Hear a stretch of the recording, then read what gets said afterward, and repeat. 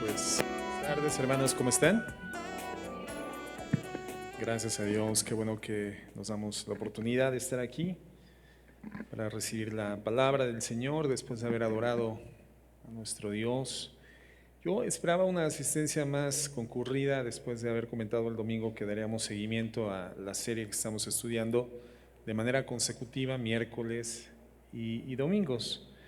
Pero qué bueno que ustedes están aquí, hermanos, diligentemente. A los demás, pues los saludamos por internet o donde los veamos, así los saludamos, ¿verdad? Bueno, ojalá sea aquí donde podamos saludar a nuestros hermanos congregados todos en la iglesia. Bueno, la semana pasada, el domingo, perdón, el primer día de esta semana, el domingo, continuamos con esta serie que tiene que ver con la primer parte del Sermón del Monte, hermanos, las bienaventuranzas. Vamos ahí a Mateo 5, por favor, y vamos a dar lectura hasta el verso 4. Y dice así: viendo la multitud, subió al monte y sentándose vinieron a él sus discípulos. Y abriendo su boca les enseñaba diciendo: bienaventurados los pobres en espíritu, porque de ellos es el reino de los cielos. Bienaventurados los que lloran, porque ellos recibirán consolación. Vamos a orar. Señor, antes que cualquier otra cosa queremos presentarnos ante ti reconociendo que somos pecadores, reconociendo que somos falibles, que solemos, aún con una regularidad que eventualmente es alarmante, nos dejamos guiar por nuestras emociones, nuestros estados de ánimo, Señor Dios, por lo que percibimos a través de los sentidos físicos y permitimos que esto altere nuestro estado del alma. Y no es así como quieres que vivamos, mi Señor Dios. Guiados por las emociones cometemos pecados, errores, decimos cosas inapropiadas, mi Señor Dios. Nos distanciamos de ti. Pero en tu gracia, en tu piedad y misericordia, tienes disponible, Señor, el lavamiento de nuestros pecados a través del arrepentimiento. Queremos pedirte perdón por el pecado que hemos cometido. Ayúdanos a vivir de una forma que te agrade a ti, íntegra. Concédenos ser esos bienaventurados que tu palabra menciona, somos llamados a ser, a vivir como gente del reino de los cielos, Señor. En el nombre de Jesús, amén y amén. Bueno, ya destacábamos algunos puntos introductorios importantes desde la primera sesión hace 3 semanas, pero retomamos este tema el domingo y comentábamos en primer término esto que referíamos al respecto de estos dos grupos de personas que vemos en el versículo 1, mencionado un grupo como la multitud y otro grupo como los discípulos. Y creo que ya tenemos bastante fundamento bíblico para entender a qué tipo de grupo necesitamos pertenecer, a dónde somos llamados como hijos de Dios a pertenecer. Y lo que va a marcar la diferencia, lo que nos va a llevar de un grupo a otro, de la multitud a el grupo de discipulado de nuestro Señor Jesucristo, es la motivación por la que nosotros seguimos a Jesús. Si nuestra motivación es meramente humana, poder tener al Señor únicamente como el mecanismo proveedor para darle solvencia a nuestras necesidades básicas, elementales, para poder garantizar nuestro estado de bienestar. Si vemos a Cristo solamente como un dador, pero no nos interesamos en su corazón, en quién es Él, en conocerlo, en saber de parte de Él por su Espíritu Santo quiénes somos delante de Él y de qué forma podemos crecer en un estilo de vida que le honre, que le glorifique, que le refleje, que seamos una extensión de su personalidad en la tierra, no vamos entonces a formar parte de aquellos que la Biblia menciona como bienaventurados. Seremos parte de un grupo enorme de personas en el mundo que ven a Dios únicamente como el resolutor de problemas, como el bombero que apaga el fuego que de repente se enciende en el matrimonio, en la familia, con los hijos, en el trabajo, en la economía, y seguiremos a Jesús solamente por beneficios personales. Y eso distingue a ese gran grupo de personas, hermano, como multitud, una turba de personas con pensamientos, sentimientos y acciones desordenadas, turba, chusma. Eso es lo que significa la palabra multitud en el griego. Y no es, como lo comentábamos, una descripción peyorativa, sino más bien es una forma de distinguir qué es lo que caracterizaba la personalidad, el pensamiento, el carácter de estas personas. Entonces, no somos llamados a eso, hermanos, no somos llamados a buscar a Dios buscando beneficios, ¿verdad? Buscando resolver los problemas. Ahora, por supuesto que si hemos de experimentar lo difícil, lo problemático de vivir en un mundo caído por el pecado, vamos a experimentar problemas. Vamos a experimentar dolor, circunstancias complejas. ¿Y a quién más iremos para pedir su intervención, para pedir su provisión? A Dios, por supuesto. Él es el proveedor. Pero nuestra búsqueda de Dios no debe de estar centralizada ni motivada por esas cosas materiales, porque al final serán caducas.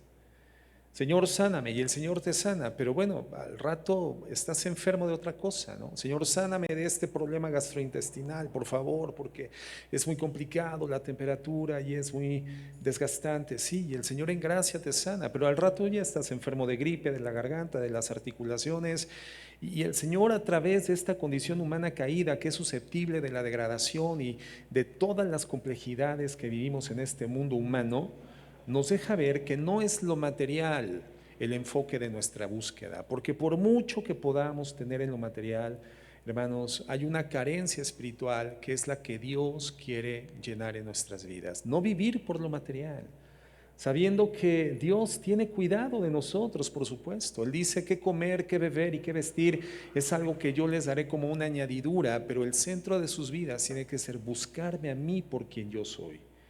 Buscarme a mí y buscar mi justicia, y entonces comenzarán a vivir vidas bienaventuradas, que van a dejar de depender de las circunstancias materiales, económicas, para poder experimentar un tiempo, ¿verdad?, de estabilidad, una tregua al conflicto, para después volver a entrar a otros conflictos.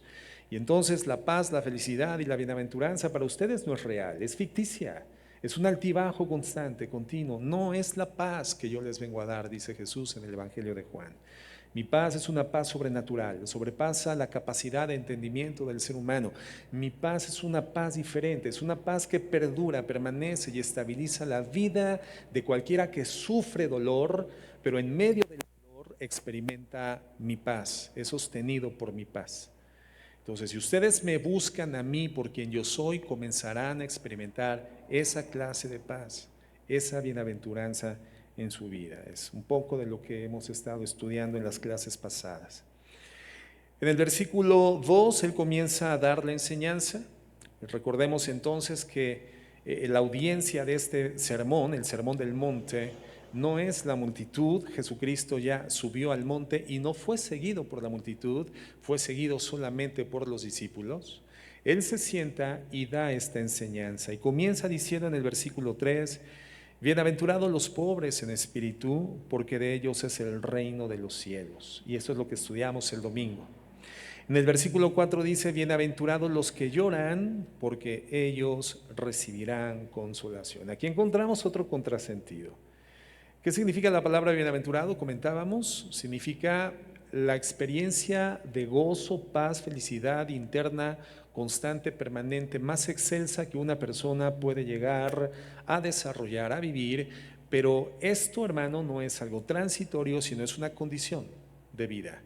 Eso significa bienaventuranza. Encontramos una palabra en el hebreo que en algún sentido se acerca mucho a lo que significa el ser bienaventurados, y en el hebreo es la palabra shalom, que significa el máximo nivel de paz y bienestar que puedas llegar a experimentar. Es el Espíritu sosteniendo tu vida en todos los sentidos, el Espíritu guiando tus emociones, el Espíritu guiando a tus decisiones, el Espíritu guiando tus sentimientos, el Espíritu estructurando tu vida, es decir, una vida espiritual. Eso es el shalom de Dios, y esa es la bienaventuranza que Cristo tiene para nosotros. Entonces, lo que está diciendo Jesús es: felices de verdad los que lloran. Como que no tiene mucha coherencia, ¿no? Porque generalmente, ¿por qué lloramos, hermanos?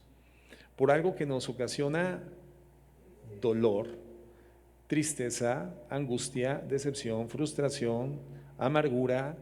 La traición, por ejemplo, es un factor que genera esas experiencias que generalmente terminan derivando el llanto. ¿verdad? Pero lo que Jesús está diciendo es algo que la mente del ser humano limitada no puede entender. ¿Cómo es que voy a ser feliz mientras lloro? Y es lo que Cristo nos está diciendo. Bienaventurados los que lloran, porque ellos serán consolados. Y en esta premisa, hermanos, encontramos una coherencia que respalda esta información del Señor en toda la Escritura. Fíjate lo que dice el Salmo 55. Dice así. Dice, el miedo y el temblor, verso 5. Salmo 55, 5 dice, el miedo y el temblor me abruman y no puedo dejar de temblar. Es el salmista describiendo algo que no nos dice específicamente qué fue, pero estaba produciendo en él estos sentimientos, estas emociones y estos deseos. El salmista está diciendo, hay miedo, hay temblor en mi vida y me están abrumando y no puedo dejar de temblar. Si tan solo tuviera alas como una paloma, me iría volando y descansaría. ¿Cuántas veces hemos cursado por circunstancias en las que quisiéramos eso, hermanos? Estamos en el centro de una circunstancia no solamente complicada, sino extendida y profunda. Y no vemos la manera de salir de esa circunstancia y quisiéramos convertirnos en aves, poder levantar las alas y salir volando y desplazarnos a una condición totalmente diferente. Eso es lo que está diciendo el salmista. Si tan solo tuviera alas como una paloma, me iría volando y descansaría. Volaría muy lejos a la tranquilidad del desierto. Qué rápido me escaparía lejos de esta furiosa tormenta de odio. El miedo y el temblor me abruman y no puedo dejar de temblar. Si tan solo tuviera alas como la paloma, dice nuevamente. El verso 7 dice, volaría muy lejos a la tranquilidad del desierto. Entonces, creo que todos, hermanos, podemos identificarnos con esta experiencia del dolor, esta experiencia de la angustia, de la amargura que termina llevándonos al llanto. Todos hemos en algún momento, hermano, deseado escapar de situaciones que son complejas, difíciles, que nos son muy intolerables. Desearíamos escapar, pero hemos estudiado suficientemente que como hijos de Dios no somos llamados a desarrollar una actitud escapista del dolor. Hoy entendemos nosotros claramente que el dolor tiene una proposición divina, tiene una razón de ser, una justificación. No hay desperdicio en la experiencia de vida cristiana. El dolor no es un desperdicio en las manos de Dios. El dolor tiene una dinámica, una metodología que es instructiva y por lo tanto, hermano, el cristiano no escapa del dolor. El cristiano, aun cuando desearía salir corriendo de la circunstancia, lo que hace es encara la situación, aunque sea dolorosa. Encara la situación y entiende que en todo esto hay un proceso de edificación en su vida espiritual. Y esto es lo que para nosotros es un contrasentido en apariencia, ¿no? Felices los que lloran, felices los que sufren y se entristecen al punto del llanto.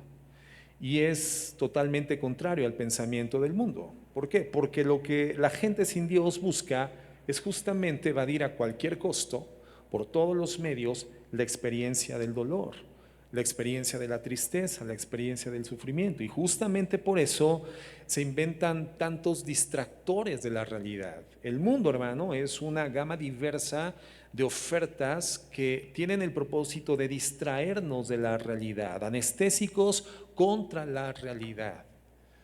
Nada menos, hermanos, por ejemplo, el uso que le damos a nuestros dispositivos electrónicos hoy en día, que absorben tanto de nuestra mente, tanto de nuestro tiempo, tanto de nuestro coeficiente intelectual, hermano, degradándose y drenándose por causa de eso que representa para todos nosotros un distractor y al que le dedicamos cada vez parte más importante de nuestra vida. Venimos al servicio y no podemos dejar el celular.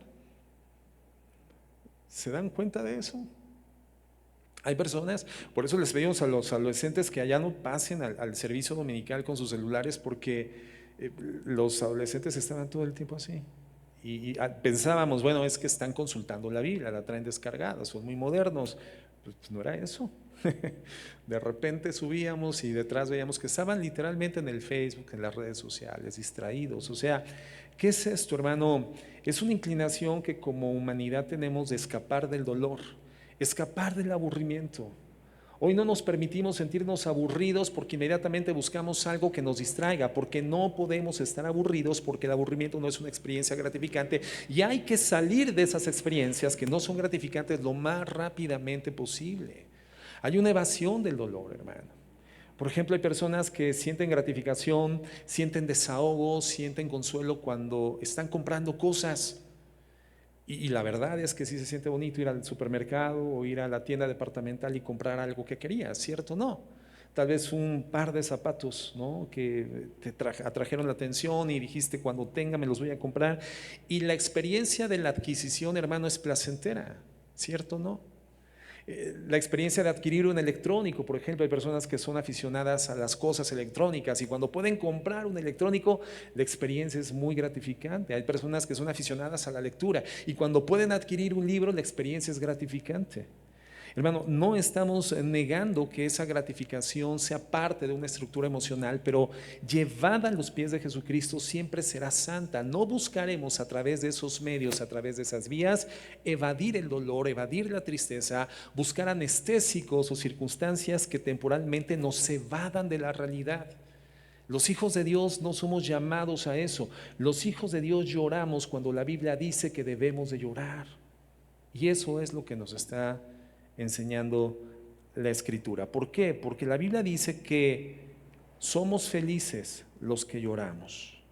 En Lucas 6:25, fíjense lo que dice el Señor Jesús. Dice, ay de vosotros, los que ahora estáis saciados, porque tendréis hambre. ¿Te das cuenta?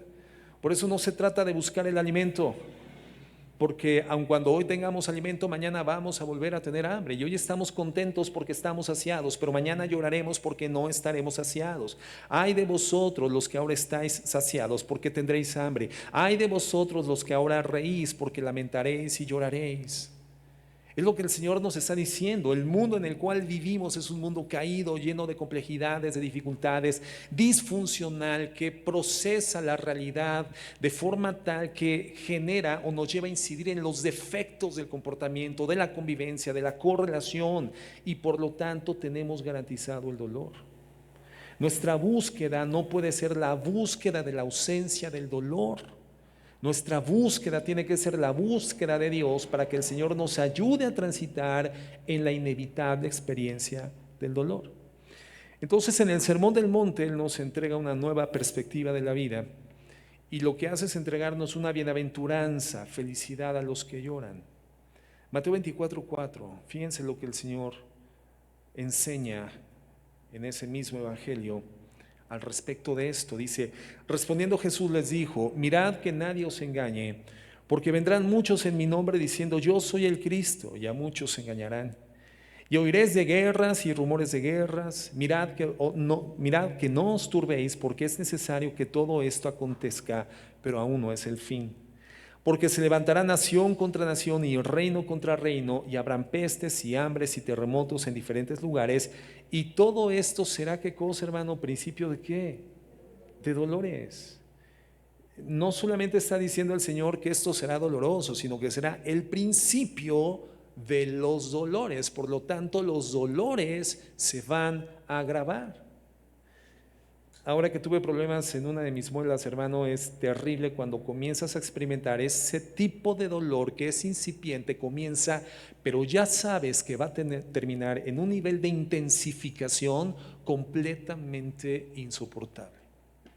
Es el principio de los dolores. Es como la mujer en parto. El Señor lo alegoriza con esa ejemplificación. Es como la mujer en el proceso del parto. Comienzan las contracciones y la mujer desearía, bueno, que sea esta contracción y ya no más. Pero no, es apenas el principio de los dolores.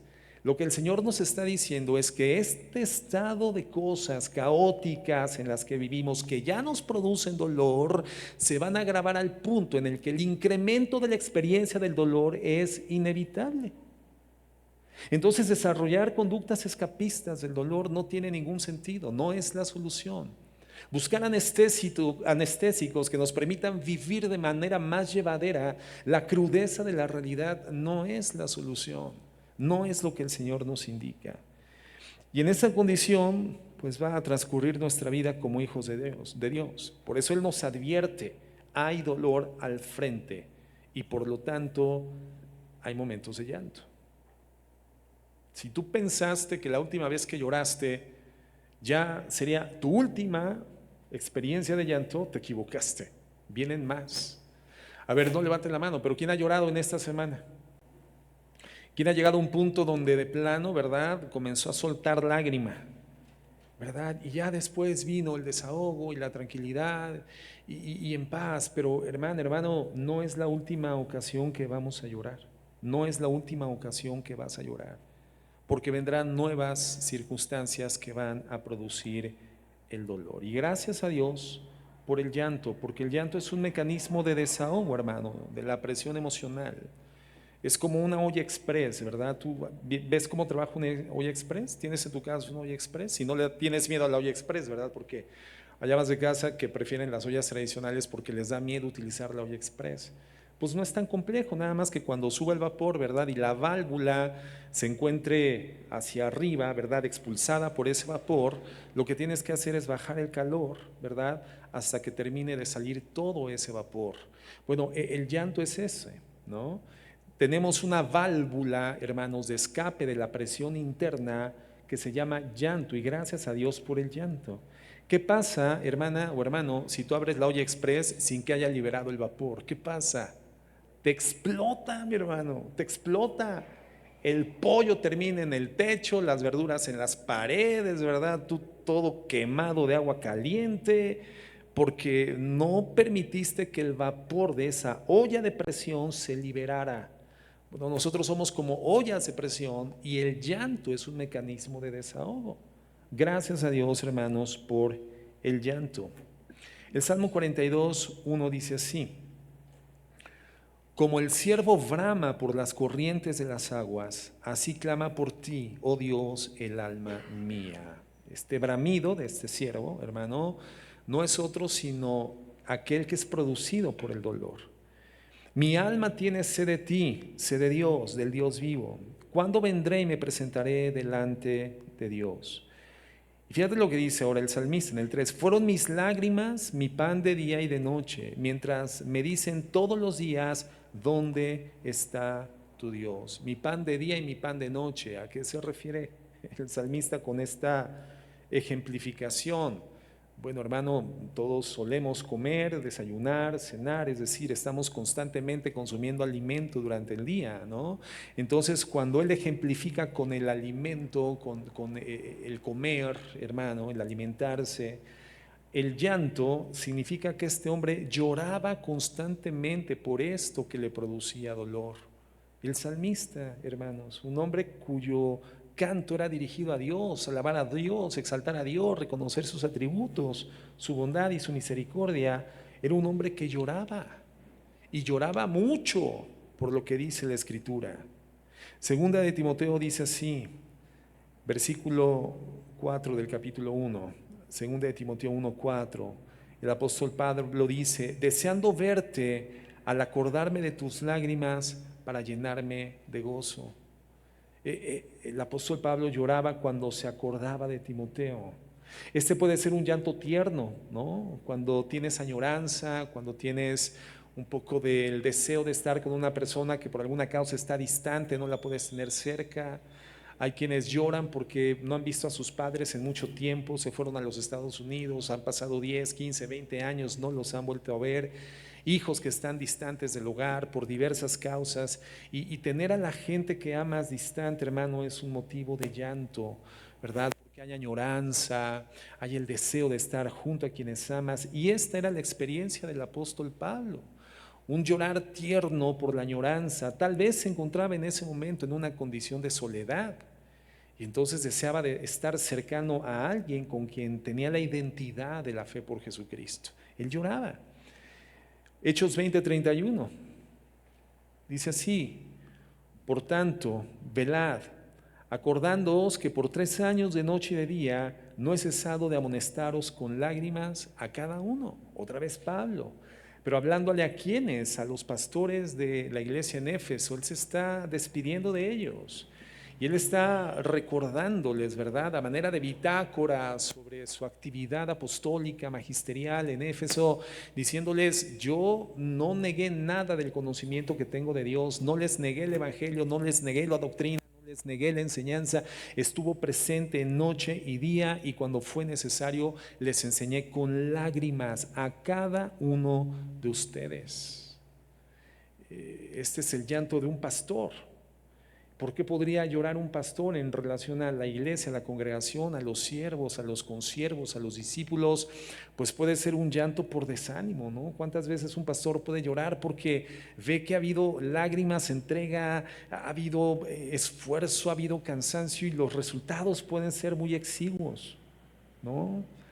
Si después de 17 años, hermanos, que tenemos congregándonos en esta iglesia, yo podría llorar en este miércoles al ver el nivel de asistencia que tenemos. Después de 17 años esperaríamos que la asistencia un día de servicio de mitad de semana llenara cuando menos la mitad de las sillas de la congregación, y eso podría generar frustración en un pastor. Pero ¿de qué serviría que yo me pusiera a chillar aquí delante de todos ustedes, no? Chillo por dentro nada más, mi hermano. Entonces aquí Pablo está diciendo: yo he llorado por esto, he llorado por ustedes, y les he dado la enseñanza de ser necesario en su momento con lágrimas a cada uno de ustedes. Habla también del trabajo sosegado, el trabajo esforzado. El Salmo 126:5 dice: los que sembraron con lágrimas, con regocijo segarán. Irán dando y llorando el que lleva la preciosa semilla, mas volverá a venir con regocijo trayendo sus gavillas. La gavilla es el atado de eso que ya ha sido cortado, ¿verdad?, del árbol, de la planta, y que lleva el fruto, que lleva el grano, ¿verdad? Es decir, vas sembrando el evangelio con todas las dificultades que esto representa. ¿A cuántos llevar el evangelio, sembrar el evangelio en el corazón de las personas les ha resultado en persecución, en vituperio, en segregación social, en distanciamiento, en señalamiento? Esto sucede, hermano, dentro de los núcleos familiares, ¿no? ¿A cuántos padres el llevar el evangelio a sus hijos de una forma correcta, constante, continua, perseverante, les ha costado el llanto, las lágrimas? Pero dice aquí la palabra de Dios: pero irá llorando y andando el que lleva la preciosa semilla, pero volverá a venir con regocijo trayendo sus gavillas, ¿no? Ese es un llanto, hermano, de dedicación, es un llanto de preocupación, es un llanto de esfuerzo, es un llanto de recibir en respuesta algo que no es justo por hacerlo justo, ¿verdad? Entonces dice el Señor: hay una promesa aquí. Aquí hay una aliciente. Solamente no dejes de sembrar, porque si tú estás esperando cosechar sin sembrar, tolerando lo que es intolerable, tolerando el pecado, siendo negligente, siendo de mano débil, siendo de doble ánimo con las cosas de Dios, siendo permisivo con tus hijos o siendo permisivo en tu ambiente familiar o laboral, no esperes traer gavillas como el resultado de esa labor evangelística. No, este es el que llora. Ese es el que hace lo correcto y se sostiene haciendo lo correcto a pesar de que hacerlo sea doloroso. Cuando el hijo dice: pues si no es como yo quiero, me voy, y el padre se mantiene íntegro en el Señor, y como el padre del hijo pródigo le dijo: pues allí está la puerta y allí están tus cosas a la entrada, mi hijo. Cuando usted quiera regresar a esta casa viviendo en integridad, las puertas están abiertas. Mientras tanto, adiós. Ese es el llanto que trae en consecuencia, dice la Biblia, una promesa muy verificable de productividad por el evangelio, ¿verdad? Entonces, hay motivos de llanto. Lucas 7:38 dice: y estando detrás de él a sus pies, llorando comenzó a regar con sus lágrimas sus pies, y los enjugaba con sus cabellos, y besaba sus pies, y los ungía con el perfume. ¿De qué sería este llanto, hermano? Es un llanto de gratitud, es un llanto de libertad, es un llanto de agradecimiento al Señor. Entonces, ¿qué estamos viendo con esto, hermano? Que el llanto tiene diferentes fuentes. Hay diferentes motivos o motores del llanto. ¿Por qué lloramos? Lloramos por dolor, por tristeza, por frustración, por amargura, por desesperación, por ansiedad. Pero también lloramos por amor, lloramos por gratitud.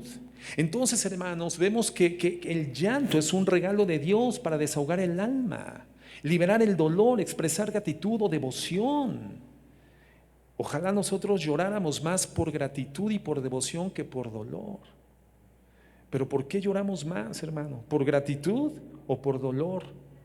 Lloramos más por dolor. ¿Por qué? Porque como seres humanos, aun cuando seamos redimidos por la gracia, somos más sensibles al dolor que a la gratitud. Y no está mal llorar por dolor. Lo que está mal es haber dejado de ser sensibles a nuestra necesidad de ser agradecidos con Dios. Si nosotros hiciéramos ahorita una lista comparativa entre las cosas que han causado dolor y en consecuencia el llanto, contra las cosas que tenemos que agradecerle a Dios y por las que tendríamos que llorar constantemente, ese llanto de gratitud y de devoción a Dios, es mucho más grande la lista de gratitud que la lista del dolor, porque nuestro Dios es fiel, hermano. Porque el Señor nos sostiene, porque el Señor nos provee, porque el Señor siempre interviene oportunamente, porque el Señor está presente, porque el Señor establece que nada podrá separarnos de su amor. Y en los momentos del dolor el Señor está con nosotros. Por lo tanto, siempre habrá una superioridad entre la gratitud y el dolor. Hay más gratitud en la vida, en el corazón de un hijo de Dios que dolor. Pero lloramos más por dolor que por gratitud. Seguimos siendo más sensibles al dolor que a la gratitud. Nos traicionan y nos ponemos a llorar como Magdalenas.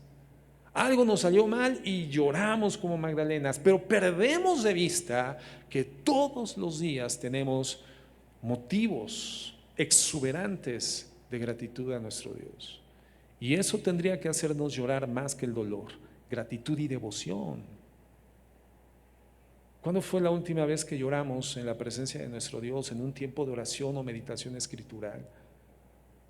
Siendo sensibles a lo que el Señor está haciendo en nuestras vidas y con lágrimas en los ojos decirle: Señor, no soy digno. Señor, gracias. Merezco lo contrario, pero tú has decidido extender tu gracia por encima de lo que merezco. Eso tendría que producir en un hijo de Dios el llanto, hermanos. La misma Biblia dice en Eclesiastés 3:4 que hay tiempo de llorar y hay tiempo de reír. Pero ojalá nuestro llanto, hermanos, fuera por gratitud más que por dolor. Ese dolor, hermano, perdón, ese llanto del que hemos estado hablando es un llanto normal, es un llanto humano. Pero existe otro tipo de lloro que es ilícito, hermanos, que no está respaldado por Dios. Un llanto que no tendría que ser la experiencia humana, al menos no ya en condición redimida, y es cuando el hombre llora porque no puede satisfacer sus deseos pecaminosos. ¿Te acuerdas de Acab, el peor rey de la nación de Israel? Nos presenta una escena así. Él ve la viña de su vecino llamado Nabot, una viña muy productiva, muy hermosa. Y entonces él va como rey de la nación a hacer una negociación con este hombre, diciéndole: ¿sabes qué? Véndeme tu viña me encanta, me gustaría que fuera mía. Pero este hombre llamado Nabot, hermano, decide no venderle allí la viña. ¿Y cuál es el resultado de la negativa de Nabot? ¿Qué es lo que produjo esto en el corazón de Acab? Una frustración tan grande, un desespero tan grande, que llegó, hermano, cual telenovela, ¿verdad? Entrando al palacio, corriendo desgarrado de las vestiduras, abriendo la puerta de la recámara real, aventándose en la cama, regresándose para azotar la puerta y comenzar a chillar. Un llanto pecaminoso por no haber logrado lo que él quería. Un deseo pecaminoso, porque no solamente era un deseo, era una ambición. Esto literalmente, hermano, era una ambición maligna. Y entonces, ¿quién llega al rescate? Llega su esposa, una bruja, hermano. ¿Cómo se llamaba esa mujer? Jezabel, ¿verdad? Jezabel. Y entonces sucede que le resuelve la situación. ¿Y cómo resolvió la situación esta mujer? Mató a Nabot. Ahí tiene la viña, mi genruchito, para que esté contento, ¿no? Ese tipo de llanto, hermanos, es un llanto ilícito y es un llanto frecuente. Cuando no tenemos lo que queremos, cuando no tenemos lo que ambicionamos, cuando no alcanzamos lo que planificamos. Y tan solo el hecho de no haberlo obtenido en la forma y en la mecánica en la que habíamos planificado produce un llanto, hermano, es un llanto por la ambición no alcanzada.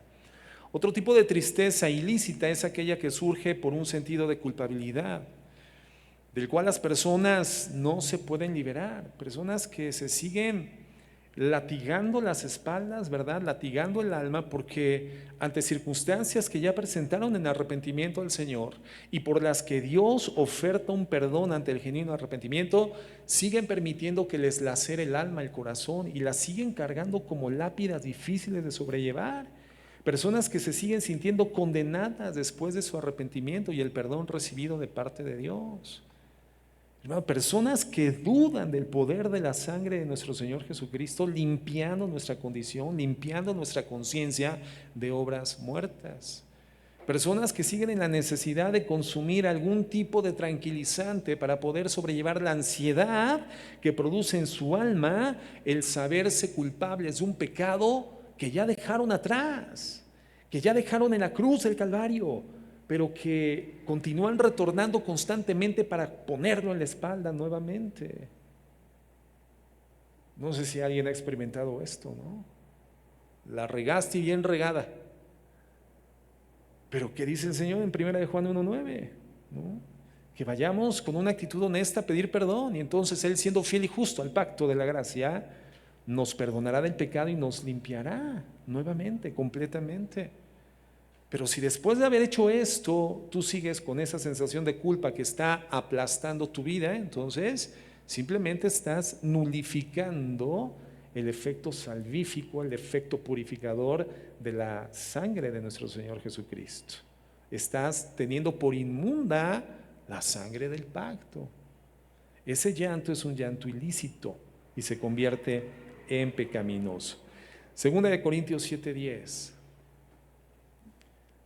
Dice así: porque la tristeza que es según Dios produce arrepentimiento para salvación. O sea que hay una tristeza que es acorde a la voluntad de Dios. La tristeza que es según Dios produce arrepentimiento para salvación, de que no hay que arrepentirse por la tristeza, pero la tristeza del mundo produce muerte. ¿Te das cuenta? Dos clases de tristeza. Una tristeza que es acorde a la voluntad de Dios y una tristeza que es acorde al mundo. La tristeza acorde a Dios trae vida, en tanto que la tristeza conforme al mundo trae muerte. El mismo texto te lo voy a leer en la Nueva Traducción Viviente. Dice así: pues la clase de tristeza que Dios desea que suframos nos aleja del pecado y trae como resultado salvación. La tristeza que Dios desea que suframos, Dios quiere que suframos una tristeza, dice esta traducción. Esta traducción, hermano, es una traducción más dinámica, de hecho es parafraseada. Castiga un poco la traducción literal, ¿no?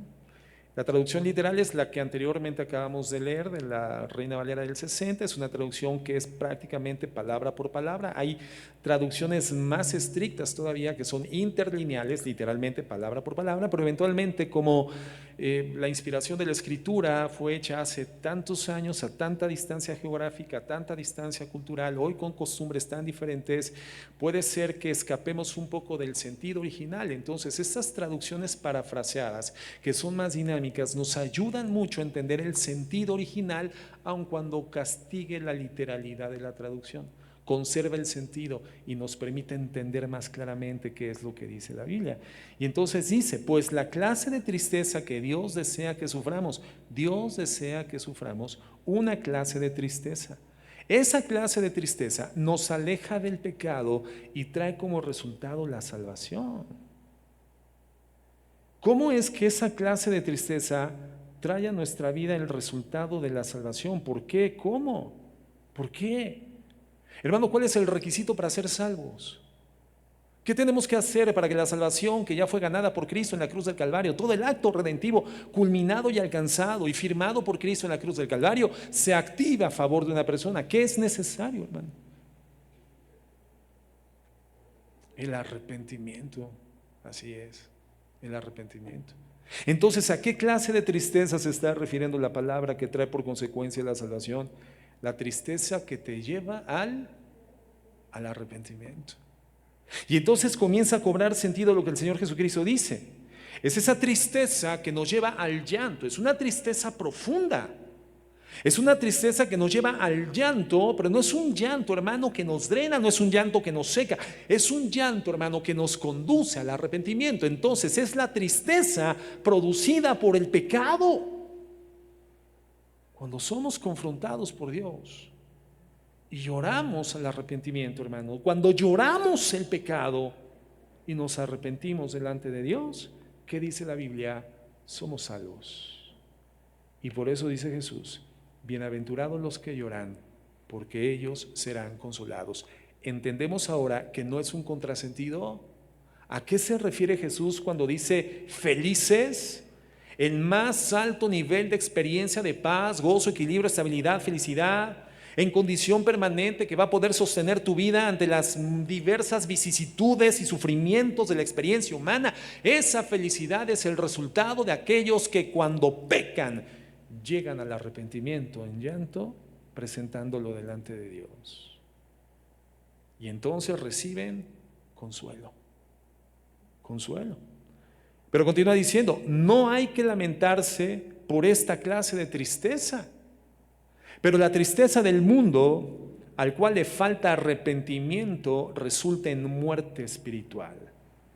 Es muy clara esta traducción. Entonces, tú puedes llorar hasta secarte de lágrimas por tus problemas, desánimos, decepciones, frustraciones, por la soledad, por los deseos pecaminosos insatisfechos, por qué se casó con aquel y no conmigo, yo era mejor que él y mira, ya no va a ser jamás mía, pero un día me la voy a robar. Y entonces estás lleno de ese llanto de amargura, decepción, desespero. Y cuando termines, hermano, de llorar por esa tristeza mundana, simplemente vas a quedar completamente vacío, porque no produce vida. Ay, por soledad, es que estoy solo, y lloras por tu soledad.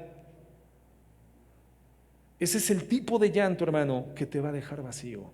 No produce vida. Cuando lloras por decepción, pues sabes que no te las acabes todas las lágrimas, porque te quedan muchas decepciones a lo largo de la vida. Con alguna regularidad, cuando damos consejería, hermanos que sí están cursando por una situación que sí produce dolor, en alguna forma les llevamos a reflexionar: hermano, ¿crees que es el máximo nivel de dolor que sufrirás en el resto de tu vida? ¿O crees que hay experiencias de dolor en mayor nivel de intensidad? Te aseguro que no es el máximo nivel de dolor que vas a experimentar. No es el máximo nivel de frustración, no es el máximo nivel de ansiedad, no es el máximo nivel de desespero. Vienen circunstancias de mayor intensidad que van a producir esa experiencia, pero tal vez en mayor nivel. Entonces, si tú decides darte al llanto, no te acabes todas las lágrimas, porque vas a necesitar para dolores posteriores más intensos. Pero al final quedarás completamente vacío. De acuerdo a la palabra de Dios, hay un solo tipo de tristeza que trae vida, hermanos. Y esa es la tristeza piadosa que te lleva al arrepentimiento por la comisión del pecado. Y por lo tanto, hermano, esa tristeza por el pecado, hermano, esa tristeza por la pecaminosidad que hemos cometido, es una tristeza que se convierte en vida. Entonces vemos cómo la tristeza del mundo, hermano, es una tristeza inútil, produce muerte, mientras que esa tristeza, digamos, piadosa, produce arrepentimiento. Por lo tanto, produce salvación, lo cual termina produciendo consuelo. Y esa, hermanos, es la clave. La tristeza piadosa está ligada al arrepentimiento, y el arrepentimiento está ligado a la consecuencia, hermano, que es el perdón y la salvación. Entonces, el punto no es estar triste porque estás solo, decepcionado, traicionado, abandonado, dejado, frustrado. No, se trata de estar triste porque sabes que eres un pecador y llorar por el pecado. No se trata de cauterizarnos el alma. Hay cosas que nos van a llevar a llorar. Pero hermano, como la Biblia nos enseña, o sea, no llores tanto. O sea, ya seca tus lágrimas y ve con el Señor, ve por el consuelo, ve por el auxilio, Ve con el Señor va a restablecer tu estado anímico, el Señor va a restaurar tu estructura emocional, el Señor no deja con el alma quebrantada a nadie que acude a su presencia en humillación. Te quebraron el alma, está bien, es momento de llorar, hay un tiempo de llanto y hay un tiempo de reír, hoy es tiempo de llorar, pero no te quedes en el llanto porque entonces eso solamente va a producir vacío y muerte en tu vida. Ya lloraste, ya. Ahora sí, como le decimos a los niños, ¿verdad? Cuando están llorando y lloran, y ya se les comienza a pasar el llanto y comienzan a gimotear. Y de repente como que otra vez van y ya, y se te quedan viendo así como que.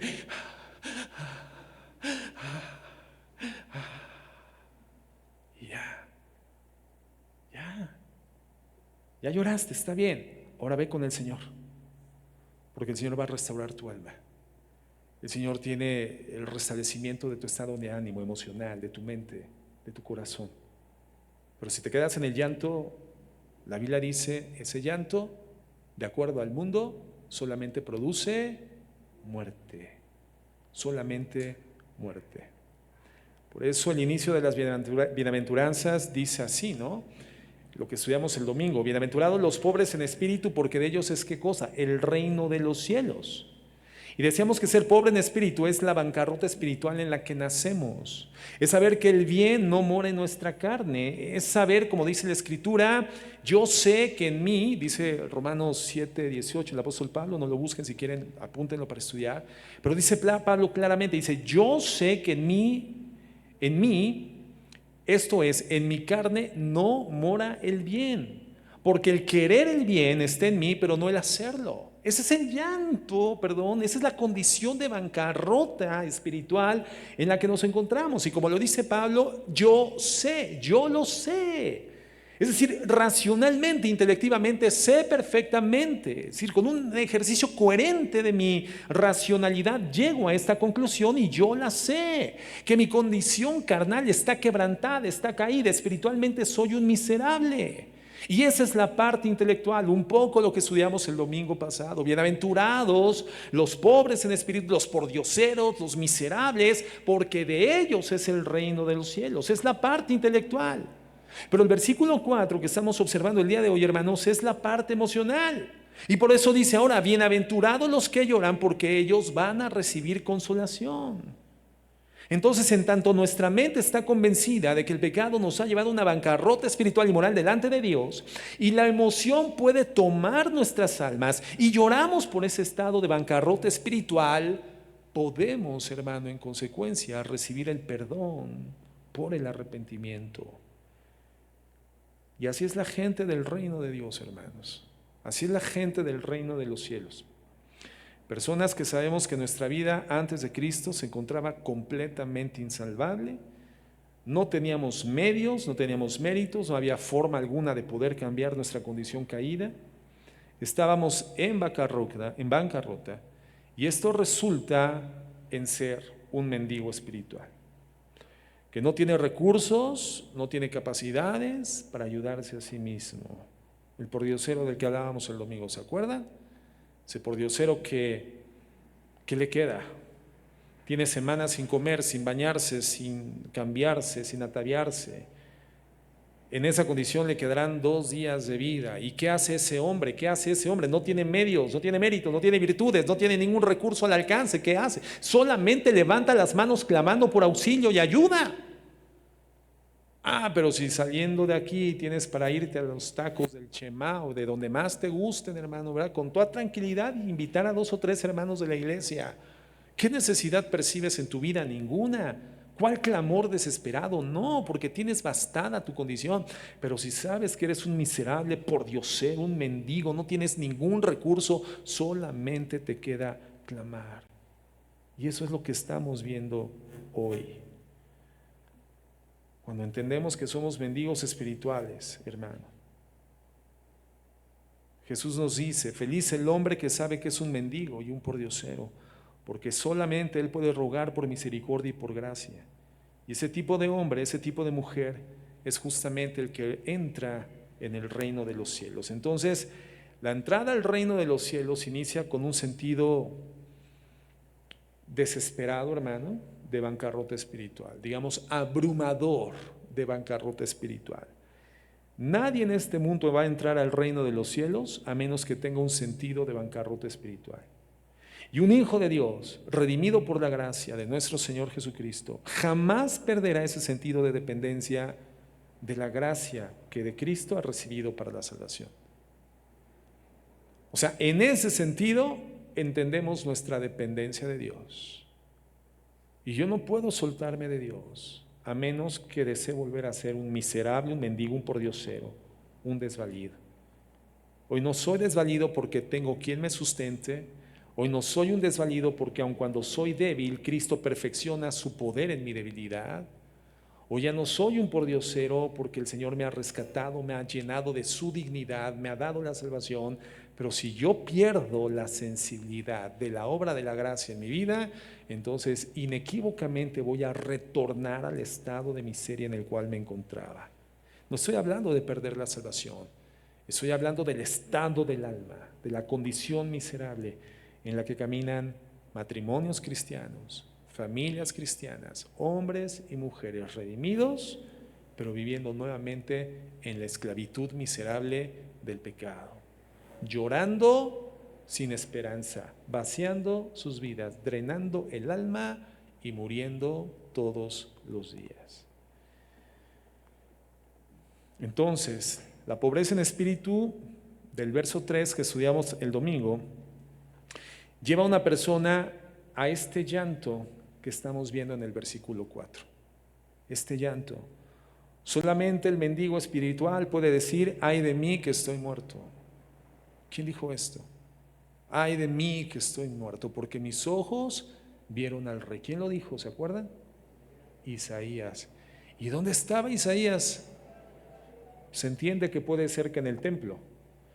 En tanto que la nación de Israel se había desviado, hermano, en el pecado, tal vez el único hombre piadoso, Isaías, se encontraba en el templo, probablemente ornamentando el templo, porque dice la Biblia que cuando se da la manifestación de Dios, él veía cómo las faldas de Dios llenaban el templo. Los quiciales de las puertas comenzaron a vibrar y él literalmente ve esa imagen gloriosa celestial de Dios, con serafines, hermanos, y querubines alabando y exaltando el nombre del Señor. Santo, santo, santo es el Señor Jehová de los ejércitos. Y entonces él cae de rodillas y dice: ay de mí que estoy muerto, porque mis ojos han visto al Rey. Y yo soy hombre que habito en una tierra de hombres inmundos, y mis labios son labios inmundos. Tal vez el hombre más justo y piadoso de la región, hermano, cae en esta condición en la que identifica ante la extrema santidad de Dios su profunda condición miserable. ¿Te acuerdas del apóstol Pedro cuando se da cuenta de que la palabra que Cristo había predicado desde su barca fue una palabra respaldada por los acontecimientos subsecuentes? Cuando él retorna a pescar a mediodía, hermano, entrada a la mañana, porque el Señor le dijo: boga mar adentro y echa tus redes para pescar, y se gesta esa pesca milagrosa. O sea, él entendió el poder que respaldaba la palabra que había predicado y escuchado hace unos segundos antes, hermanos. Y entonces cae de rodillas y que le dice a Jesús: apártate de mí, Señor, porque yo soy hombre pecador. Hay una clara conciencia ante la revelación de la santidad de Dios de nuestra pobreza espiritual, nuestra miseria espiritual, nuestra bancarrota espiritual, hermanos. Aquí no vemos a Pedro diciendo: ay Señor, siento tan bonito dentro de mí, ojalá me puedes tocar la frente, Señor, para que me caiga, me desvanezca. Aquí no ves a Isaías diciendo: ay, siento una como vibración cósmica, me dan ganas de subirme al ventilador y dar vueltas. No. Esos hombres dicen: delante de ti estamos muertos porque somos pecadores. ¿Te acuerdas del hombre de la parábola del Señor Jesucristo? Este publicano que ni siquiera se atrevió a llegar y entrar al templo, y solamente a la distancia golpeaba el pecho diciendo: sé propicio a mí porque soy pecador. O sea, él estaba reconociendo su naturaleza de pecado ante Dios. No estaba diciendo: Señor, soy pecador porque pequé, no, peco porque mi naturaleza es ser un pecador, yo soy un pecador, esa es mi naturaleza, Señor, estoy perdido sin ti. Eso, hermano, es una descripción de eventos bíblicos, menciones bíblicas de la conciencia de la bancarrota espiritual. Job, ¿te acuerdas de Job? Capítulo 42, verso 5. Fíjate lo que dice ahí, Job. A ver, ¿cómo fue definido Job por la boca de Dios? Un hombre recto, temeroso de Dios y apartado del mal. Justo, recto, temeroso de Dios y apartado del mal. Probablemente, hermano, una descripción que no sé si de la boca de Dios, al menos nos enteremos que el Señor emite hacia la valoración moral de una persona en la tierra. Sin embargo, ese hombre que era visto así por Dios, fíjate lo que sucede, dice, de oídas te había oído, mas ahora mis ojos te ven, por tanto me aborrezco y me arrepiento en polvo y en ceniza. Esta es una experiencia dolorosa, hermanos, no es una experiencia gratificante para el alma. Él está diciendo, yo antes sabía que existía, Señor, y eso producía en mí el temor suficiente, reverente para hacer sacrificios todos los días por mis hijos y vivir como vivía en un intento humano limitado y falible de rectitud, pero más o menos iba lográndolo, porque de oídas te había oído, pero ahora que mis ojos te ven, Señor, esto es tan grande ante mi miseria que entonces me aborrezco y me arrepiento en polvo y en ceniza. Esta experiencia, hermano, que formaba parte de esta cultura en Oriente Medio, hermano, judía, también, hermano, de el polvo y la ceniza, era una experiencia muy desagradable, hermano. Imagínate llenar tu cuerpo de ceniza. A ver, hermanas, imagínense su cuerpo lleno de polvo y lleno de ceniza. Ustedes que son tan cuidadosas y delicadas con el cuidado de su piel, ¿verdad? ¿Cuántas cremas usan, hermanas? Aparte de la teatrical, que es la única que usamos nosotros los hombres, ¿verdad? Cuando usamos, porque traer la piel rasposa es más masculino, ¿verdad? Piel de cocodrilo, porque somos bien varoniles, ¿no? Pero no, las hermanas pues tienen la crema del cuerpo, tienen la crema de la cara, la crema de los párpados, ¿verdad? Párpados superiores, párpados inferiores. Luego hay unas aguas micelares que son para desmaquillarse. Imagínense, hermanas, la experiencia con ese cuidado diligente y correcto que tienen de su cutis, de su piel, tener en su piel, en vez de sus cremas, ceniza y polvo durante días en esa condición. ¿Agradable esto? ¿Se te antoja? ¡Ah, qué padre! Ay, pastor, y si organizamos un ayuno entonces en la iglesia y todos nos metemos en polvo y en ceniza una semana, pastor, sin comer y en polvo y en ceniza, sentados. ¿A quién le agradaría eso? Bueno, este fue el resultado en el alma consciente de Job cuando tiene una revelación más grande de quién es Dios, y él puede alegóricamente decir, de oídas te había oído, pero ahora mis ojos te ven. Eso significa, ahora sé mucho más conscientemente quién eres, Señor. Hoy puedo en mi alma verlo mucho más claramente, más detallado, con más colores, con más descripción, con más detalles, Señor, quién eres tú. Y el resultado no es una sensación agradable. Ay, así como que en una mesa servida con los aloes y con las fragancias y por allá la fruta jugosa, ¿verdad? Y los jugos y los elixires y los néctares, ¿verdad? En un oasis en medio del desierto. No, esa no es la experiencia de aquel que entra a la salvación. A la salvación no entramos, hermanos, a través del dolor, no entramos a través del sacrificio, pero sí entramos a través del arrepentimiento, cuando comenzamos a entender que lo que tiene que producir llanto en nuestras vidas es el pecado. La conciencia de haberle fallado a Dios.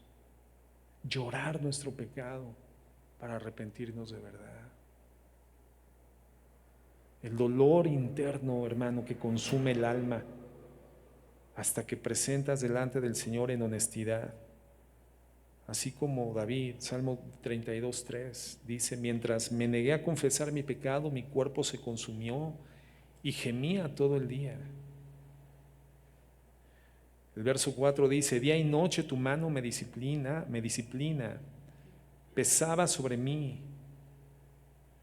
Mi fuerza se evaporó como agua al calor del verano. Finalmente te confesé todos mis pecados y ya no intenté ocultar mi culpa. Me dije: le confesaré mis rebeliones al Señor y tú me perdonaste. Toda mi culpa desapareció. Y luego, después de que él confiesa su pecado, hermano, en el capítulo 51 de Salmos, verso 7 dice así: purifícame con hisopo y seré limpio, lávame y seré más blanco que la nieve. Hazme oír gozo y alegría, y se recrearán los huesos que has abatido. Esconde tu rostro de mis pecados, borra todas mis maldades. Crea en mí, oh Dios, un corazón limpio y renueva un espíritu recto dentro de mí. No me eches de delante de ti y no quites de mí tu Santo Espíritu. Vuélveme el gozo de tu salvación y espíritu noble me sustente. Entonces, cuando el lloro por haber pecado, el lloro por el dolor que le produjo ser consciente del pecado que había cometido, lo lleva al arrepentimiento y es limpio, entonces dice: bienaventurado. Salmo 32:1, bienaventurado aquel cuya transgresión ha sido perdonada. Se le entendía. No hay forma de ser bienaventurado si no hay llanto por el pecado. No hay forma de ser bienaventurado, hermanos, si no lloramos por nuestros pecados. Si creemos que los podemos tapar, si creemos que los podemos ocultar, si creemos que les podemos echar un poquito de tierra encima y ya quedaron invisibles, imperceptibles, si creemos que los podemos traer alojados ahí en esas zonas internas, oscuras, cavernosas del alma, donde creemos que nadie ve, no hay forma. El resultado es esa miseria que no tiene solución. El resultado es esa sequedad del alma. El resultado es ese llanto constante, esa insatisfacción constante. Y si acaso la experiencia temporal de cierto nivel de paz y tranquilidad, porque en alguna forma, en gracia, Dios permitió una tregua al conflicto, y entonces un respiro para nuevamente volverme a consumir en el dolor, en la desesperación, la frustración, la tristeza, viviendo una condición de llanto que no produce vida, porque estoy viviendo la tristeza según el mundo y no la tristeza según Dios, porque la tristeza que es según Dios produce arrepentimiento, hermano, y el arrepentimiento vida. Nosotros deberíamos de llorar solamente por dos cosas, hermanos. O sea, si algo va a producir nuestro llanto, no es porque crees que estás solo, porque sientes que no te invitaron a una reunión de los hermanos. Es que mira, vi en el Facebook que se reunieron los hermanos y no me invitaron.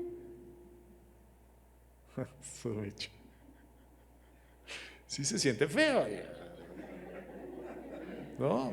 Pero, oye, de verdad, nadie me quiere, todos me odian, mejor que me coma un pajarito. No, lloramos por esas cosas, hermano. No, el cristiano tendrá que llorar por gratitud y por el pecado, hermano. Por gratitud y devoción, porque somos más sensibles a la gratitud que al dolor. Y si algo ha de producirme dolor, que es el pecado, dolor tan profundo, una herida tan lacerante en el alma y en el corazón, que me lleve al llanto, al arrepentimiento, al saber mi bancarrota y mi miseria espiritual sin Cristo, hermanos. ¿Sabes por qué los que lloran están felices desde la perspectiva bíblica? Bueno, porque los que lloran por el pecado son los únicos que son perdonados. El resto del mundo tiene que vivir con culpabilidad de forma interminable, sin ningún tipo de alivio verdadero.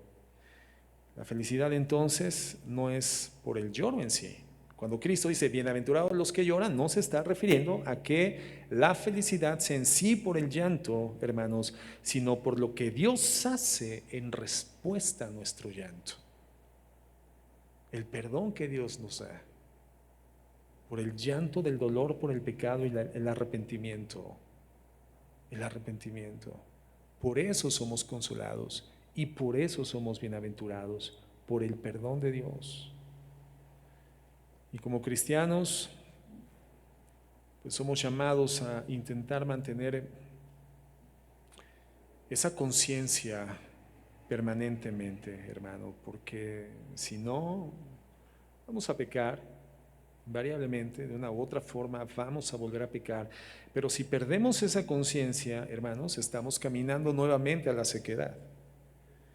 Vamos a perder la gloriosa oportunidad de experimentar la paz, la plena sensación de gozo y felicidad verdadera, es decir, la bienaventuranza, que es el estado en el cual tendríamos que vivir como sus hijos.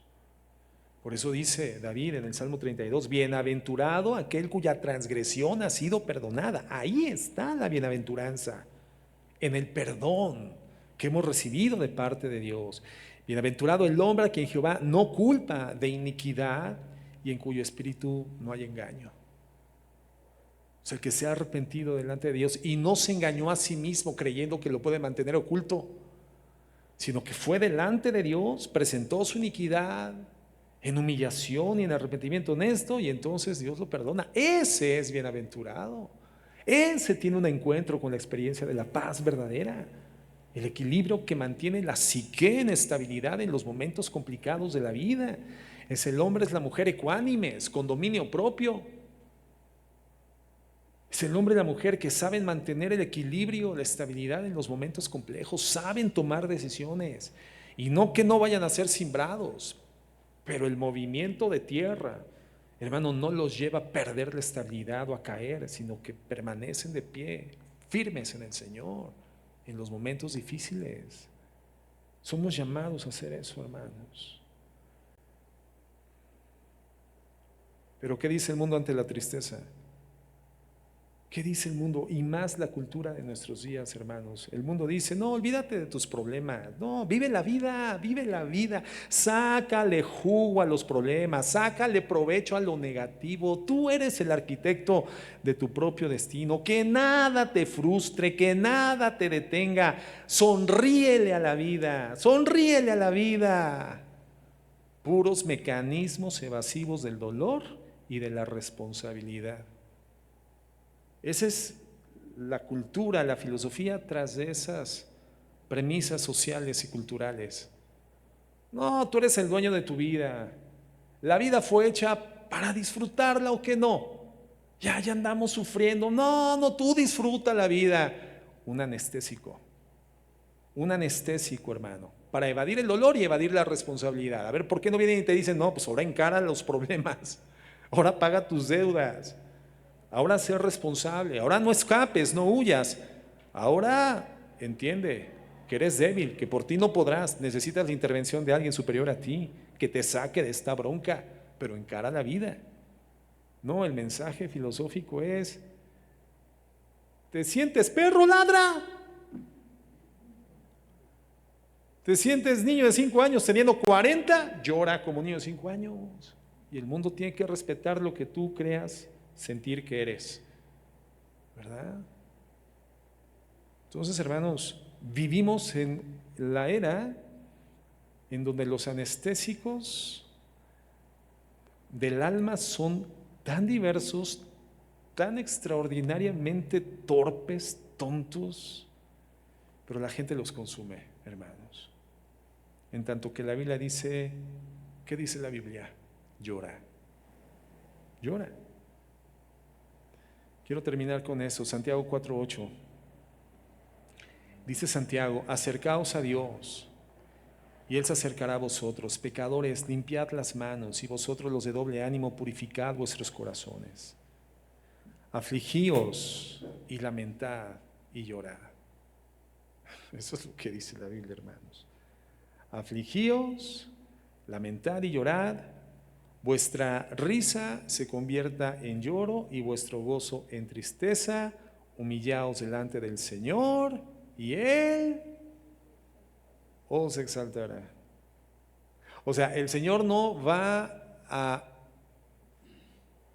acribillarnos en la tristeza y en el dolor. No es lo que nos está diciendo la Biblia.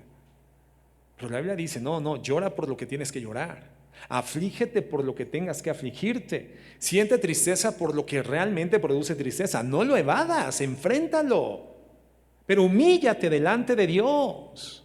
Preséntate con humildad delante de Dios. Reconoce tu responsabilidad. Arrepiéntete de tu pecado y el Señor te va a exaltar. No te va a dejar ahí. ¿Qué dice el Salmo 40? Pacientemente esperé a Jehová. Se inclinó a mí y escuchó mi clamor y me hizo sacar del foso de la desesperación. El Señor no deja tirado a nadie, hermano, que se arrepiente y se humilla delante de Él. A nadie lo deja tirado. Me hizo sacar del foso de la desesperación, puso mis pies sobre la peña, enderezó mis pasos, puso cántico en mi garganta, alabanzas a nuestro Dios. Y esto vieron muchos y produjo temor y confianza en el Señor. Entonces el Señor no quiere que lloremos para hundirnos en el llanto, en el desespero, en la desolación, no, sino que ese llanto nos lleve al arrepentimiento, hermano, a la conciencia, a la responsabilidad, presentarnos en humildad delante de Él para que entonces Él tenga condiciones en las que podamos espiritualmente ser exaltados, ser sacados de esa circunstancia y podamos en consecuencia ser consolados. Bienaventurados los que lloran, porque ellos recibirán consolación. No, pero hoy se enseñan cosas antibíblicas y frívolas, hermanos, en el nombre del cristianismo. Mientras la Biblia dice, aflíjanse, lamenten, lloren, que tu tristeza tu alegría se convierte en lloro y tu gozo en tristeza. Eso dice la Biblia. Hebreos 9:14 dice, ¿cuánto más la sangre de Cristo, el cual mediante el Espíritu Eterno se ofreció a sí mismo sin mancha a Dios, limpiará vuestras conciencias de obras muertas para que sirváis al Dios vivo? Entonces necesitamos la limpieza de la sangre de Jesús, operando en nuestras almas, eliminando, hermano, la culpa por nuestro pecado para que podamos ser funcionales a Dios.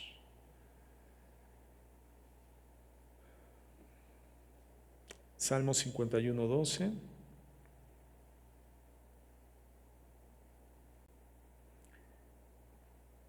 Dice David, vuélveme el gozo de tu salvación y espíritu noble me sustente. Y fíjate en esto, entonces enseñaré a los transgresores tus caminos y los pecadores se convertirán a ti. Qué tremendo esto que dice el verso 13. Este verso 13 no es otra cosa sino la de un cristiano predicando el evangelio con eficacia. Entonces, enseñaré a los transgresores tus caminos. ¿Cuál es el camino? El evangelio. Entonces enseñaré a los transgresores tus caminos y los pecadores se convertirán a ti. Esta es una descripción del evangelismo, hermano, del evangelio eficaz. Pero ¿cómo vamos a ser evangelizadores o evangelistas eficaces si antes nosotros, hermanos, no hemos llorado por nuestro pecado, no nos hemos arrepentido y no vivimos en el gozo de nuestra salvación en Cristo Jesús? No podemos. ¿Quién es el que puede guiar a una persona a un destino? El que conoce la ruta, el que sabe cómo transitar a través de esa ruta. Ayer, tomando un café con un hermano, hablábamos de esto. Yo le decía, ¿has escuchado de los Sherpas? ¿Han escuchado de los Sherpas, hermano? El Sherpa es un guía en el Tíbet, en los Himalayas, son naturales de ahí, son tibetanos, y su trabajo consiste en guiar a los alpinistas que pretenden alcanzar la cima de los grandes montes de los Himalayas, la cima del monte Everest, por ejemplo, ¿no? Entonces, para que un alpinista aspire a llegar a la cima del monte Everest, por supuesto tiene que ser un profesional experimentado, conocedor depurado de las mejores técnicas de escalada para no morir en el intento. No puede ser un improvisado, debe de ser un alpinista calificado. porque además son auspiciados con grandes recursos financieros por firmas importantes internacionales para poder cubrir todo el gasto de la expedición, buscando que llegue a la cima y la marca de su empresa esté desde la cima del Monte Everest. Entonces no son improvisados, hermanos, pero ninguno de esos escaladores podría llegar a la cima sin la guía de un Sherpa. El Sherpa es el guía de la escalada. Y entonces cuando ese alpinista llega a la cima, wow, le hacen fiesta y aplauden y lo reciben con vítores en sus países, pero porque ascendió 1 o 2 veces a la cima del monte. En tanto que los Sherpas, ¿cuántas veces crees que han estado en la cima del monte? 30, 40 veces. ¿Y quién les hace una fiesta?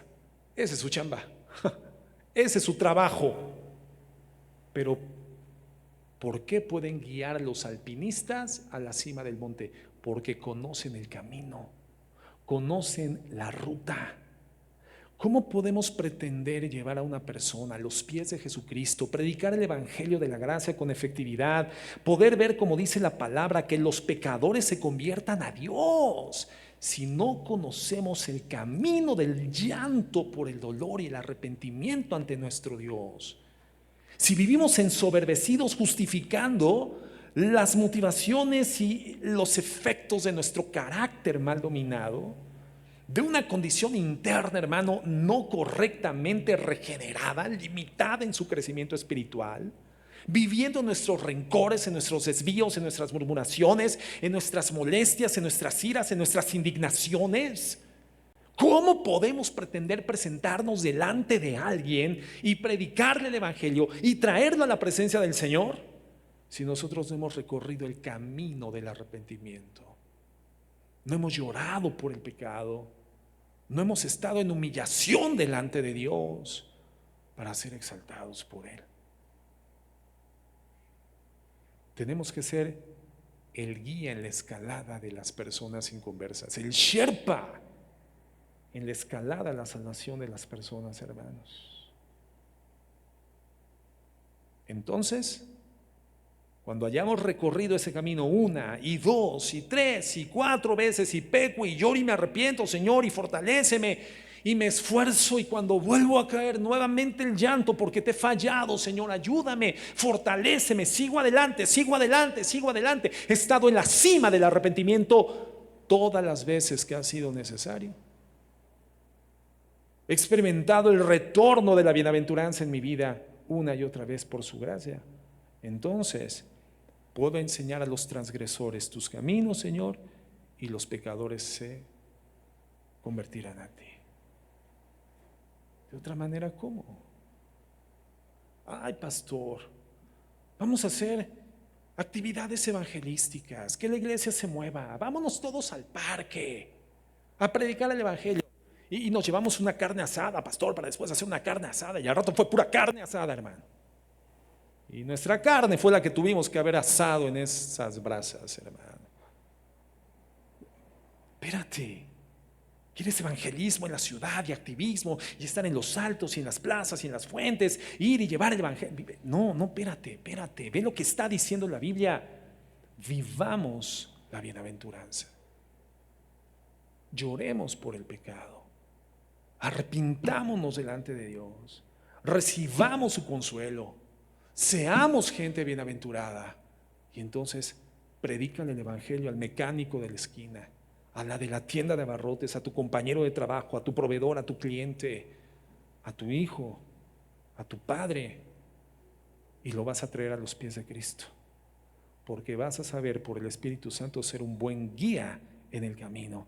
Enseñarás a los transgresores sus caminos, el camino de Dios, y los pecadores se convertirán a Él. Bienaventurados los que lloran, porque ellos recibirán consolación. Lloremos por el pecado, hermano, y lloremos por gratitud, más que lo que lloramos por el dolor. Vamos a orar.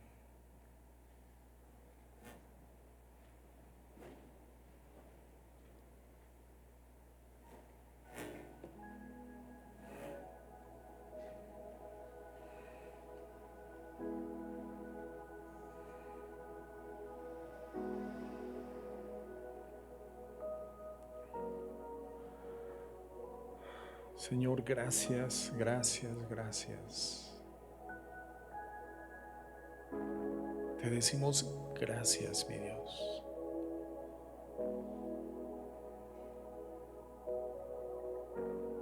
Pero también te decimos perdónanos.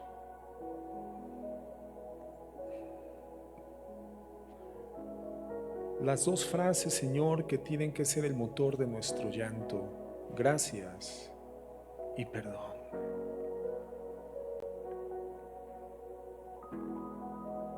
Somos humanos en un mundo caído. Somos almas frágiles, mi Dios. En un mundo lleno de maldad. Hay muchas cosas que inevitablemente, Señor, vamos a experimentar. Muchas cosas dolorosas.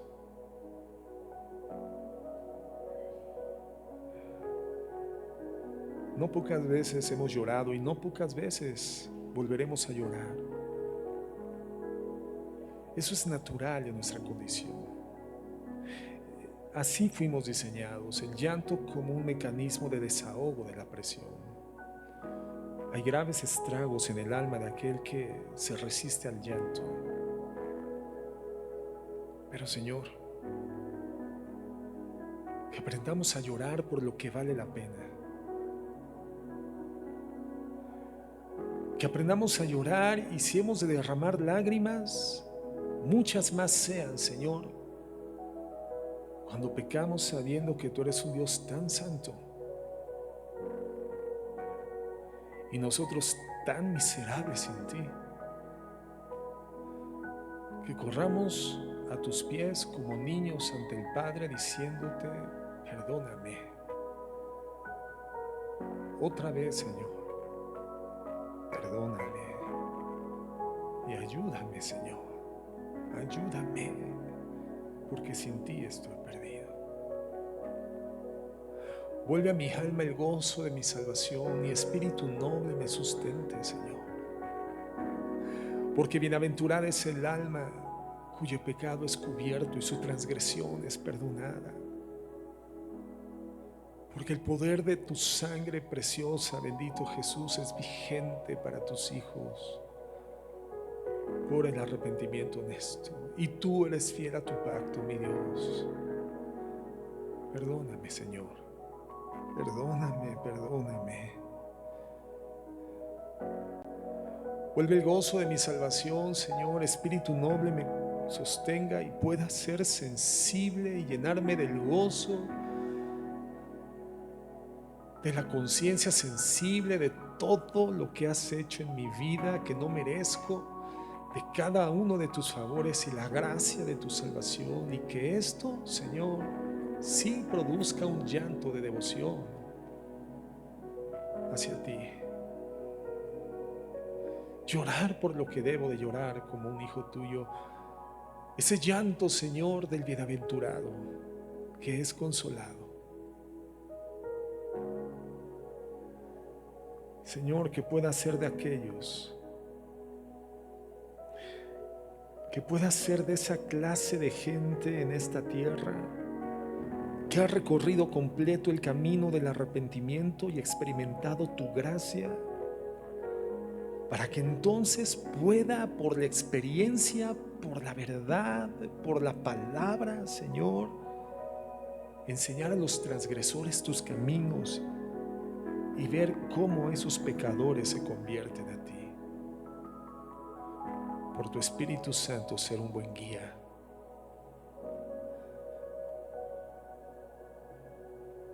Bienaventurados los que lloran, porque ellos recibirán consolación. Bendecimos tu nombre, Jesús. Bendito Dios. Amén y amén. Hermanos,